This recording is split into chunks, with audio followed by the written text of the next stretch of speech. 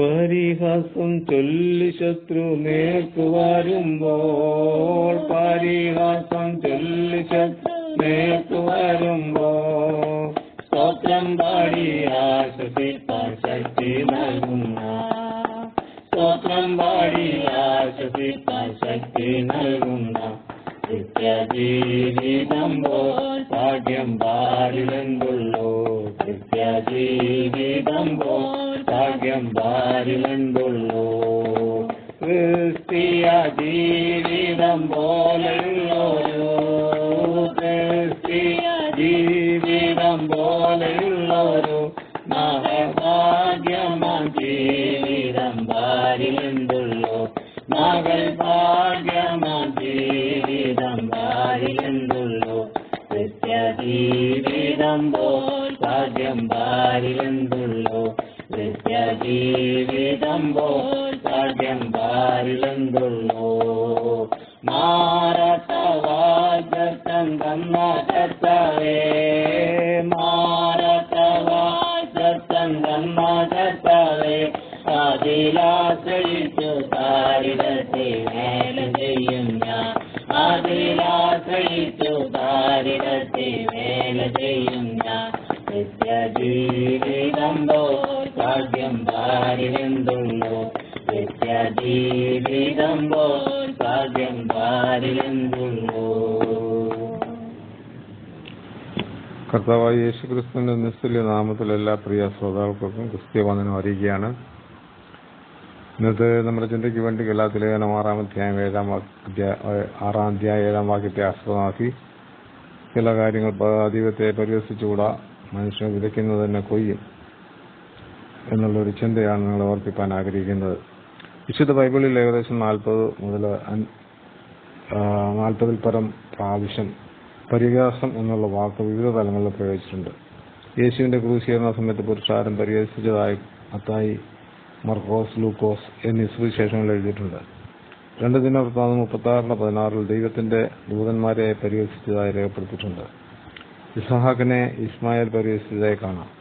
ബാലന്മാർ ഏലീശയെ മുട്ടത്തലയ എന്ന് വിളിച്ച് പരിഹസിച്ചതായി കാണാം. ഇയ്യോബ് പരിഹാസം ഏറ്റെടുത്തിട്ടുണ്ട്. സദൃശവാക്യം 17:5 ദരിദ്രനെ പരിഹസിക്കുന്നവൻ അവന്റെ സൃഷ്ടാവിനെ പരിഹസിക്കുന്നതായി രേഖപ്പെടുത്തിയിട്ടുണ്ട്. പരിഹാസികൾക്കായി ശിക്ഷാവധി ഉണ്ട് എന്ന് സദൃശവാക്യം 19:29 പറയുന്നുണ്ട്. ദൈവത്തെ പരിഹസിച്ച ചില വ്യക്തികളുടെ ജീവിതത്തിന്റെ അന്ത്യത്തെക്കുറിച്ച് ചില വാക്കുകൾ ഓർപ്പിക്കുവാനാണ് ഞാനിവിടെ ഉദ്ദേശിക്കുന്നത്.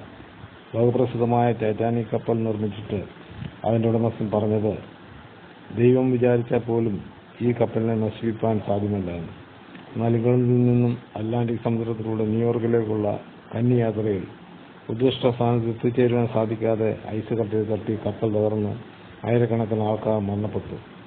സ്റ്റീവൻ ഹോക്കിൻസ് ദൈവത്തെ പരിഹസിച്ച് പറഞ്ഞത്, ദൈവം എന്ന് പറയുന്നത് വെറും രക്ഷിക്കഥയാണെന്ന്. എന്നാൽ ഈ മനുഷ്യന്റെ അന്ത്യം വളരെ ശോധനീയമായിരുന്നു എന്ന് ചരിത്രം നമ്മളെ പഠിപ്പിക്കുന്നു.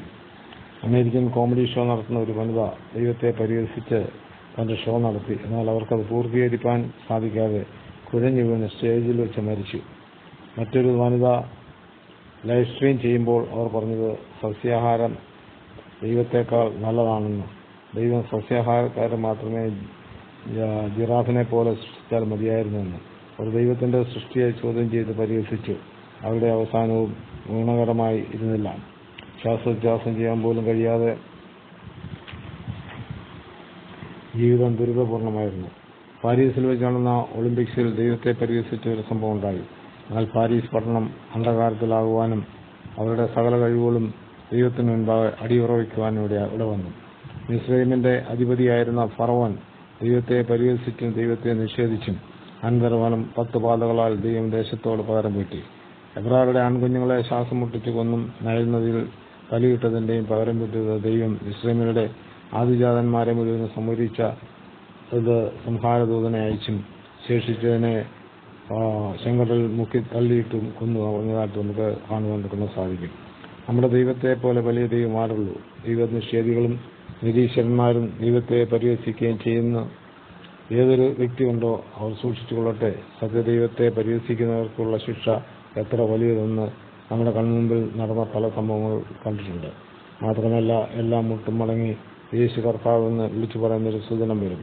അത് ഹിറ്റ്ലർ ആയാലും മുസോളിനി ആയാലും ഡാർവിൻ ആയാലും കോവൂരായാലും ഇടമറുകായാലും യേശുവിന് മുൻപാകെ മുട്ടുകുത്തും. ആയാൽ പ്രിയ ശ്രോതാക്കളെ, ദൈവത്തെ പരിഹസിക്കാതെ ദൈവത്തിന് മഹത്വം കൊടുക്കുക. അകത്തോട്ട് വലിക്കുന്ന ശ്വാസം പുറത്തോട്ട് തള്ളുവാൻ സാധിക്കുന്നില്ല എങ്കിൽ പിന്നെ എന്തിന് അഹങ്കരിക്കുന്നു?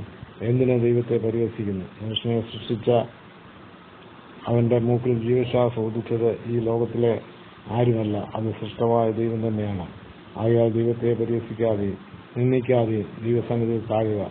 ദൈവം നടത്തേണ്ടുന്ന വഴിയിലൂടെ നടത്തി ചെന്നെത്തേണ്ടുന്ന സ്ഥാനത്തെത്തിക്കും. ദൈവത്തെ പരിഹസിക്കാതെ ദൈവത്തെ ഭയപ്പെടുവാൻ ദൈവമായ കർത്താവ് ഏവർക്കും ഈ ചിന്തമൂലം ഇടയാകട്ടെ. ദൈവം അനുഗ്രഹിക്കട്ടെ. തിരുവചന ഭാഗങ്ങൾ തുടർന്നും ലഭിക്കുവാൻ ഈ വീഡിയോ ലൈക്ക് ചെയ്യുക, ഷെയർ ചെയ്യുക, സബ്സ്ക്രൈബ് ചെയ്ത് സപ്പോർട്ട് ചെയ്യുക. തുടർന്നുള്ള തിരുവചനങ്ങളുമായി നമുക്ക് വീണ്ടും കാണാം.